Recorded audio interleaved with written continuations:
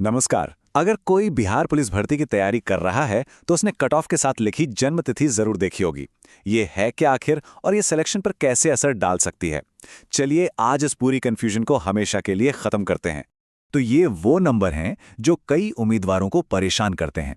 Cut off score 68 और उसके ठीक बगल में लिखी है एक जन्म तिथि। इसका आखिर मतलब क्या है? आज हम इसी गुत्थी को सुलझाएंगे और एक बिल्कुल साफ जवाब मिलेगा। तो चलिए शुरू करते हैं जन्म तिथि कट ऑफ के इस रहस्य से।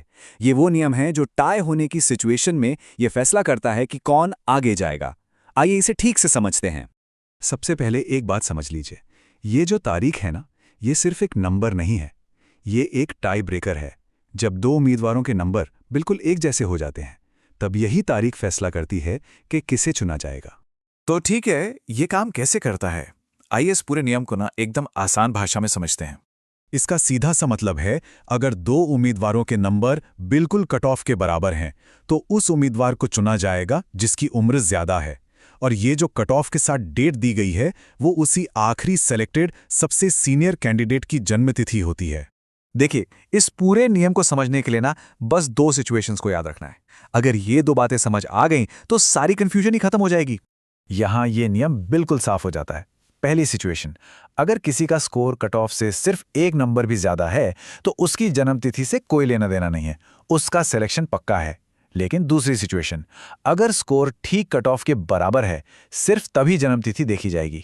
थियरी तो ठीक है, पर जब असली डेटा देखते हैं ना, तो बात पूरी तरह से दिमाग में बैठ जाती है। चलिए बिहार पुलिस की एक हालिया भर्ती का उदाहरण देखते हैं। यहाँ जनरल कैटेगरी को देखिए। कट ऑफ था 68 और कट ऑफ जन्मतिथि थी 9 दिसंबर 1997।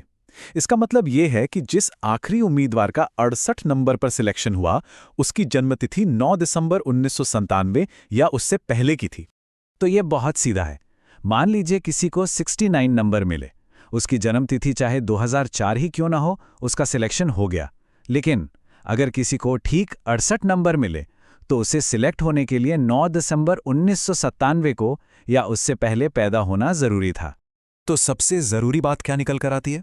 यही कि इस नियम की चिंता करने से कहीं बेहतर है कि अपना पूरा ध्यान कट ऑफ से ज्यादा स्कोर करने पर लगाया जाए। सफलता का सबसे पक्का रास्ता यही है। तो ये तो हुई नियमों की बात, मतलब दिमागी बाधा को तो समझ लिया गया। लेकिन सिलेक्शन के लिए एक और बहुत बड़ी चुनौती है, वो है फिजिकल एग्जाम, यानी कि दौड़। चलिए अब इस पर बात करते हैं। अब बात करते हैं अपनी दौड़ में महारत हासिल करने की। यहाँ कुछ ऐसी स्ट्रैटेजीज हैं जो दौड़ में आगे निकलने में पक्का मदद करेंगी। ये बात बिल्कुल सच है। अक्सर हम अपनी कमियों का सामना करने से डरते हैं, चाहे वो प्रैक्टिस सेट में कम नंबर हों या दौड़ में खराब टाइमिंग। लेकिन सुधार की पहली सीढ़ी ही इस डर का सामना करना है।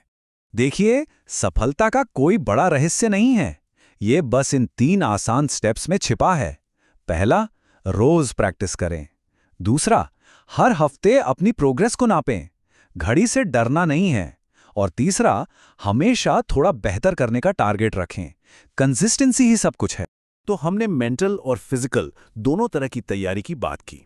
चलिए अब इन सारी जरूरी बातों को एक साथ समेटते हैं। तो ये 4 बातें हैं जिन्हें याद रखना है। नियम को समझिए, लेकिन टारगेट कट ऑफ से ऊपर रखिए। प्रैक्टिस में लगातार बने रहिए और अपने डर का सामना करने से बिल्कुल मत घबराइए। ज्ञान ही शक्ति है, और अब वो ज्ञान है जिससे कंफ्यूजन दूर हो सकती है। सवाल बस ये है कि क्या इस जानकारी का इस्तेमाल करके आगे की चुनौतियों का सामना करने और सफल होने के लिए तैयारी है? हमें विश्वास है कि बिल्कुल है।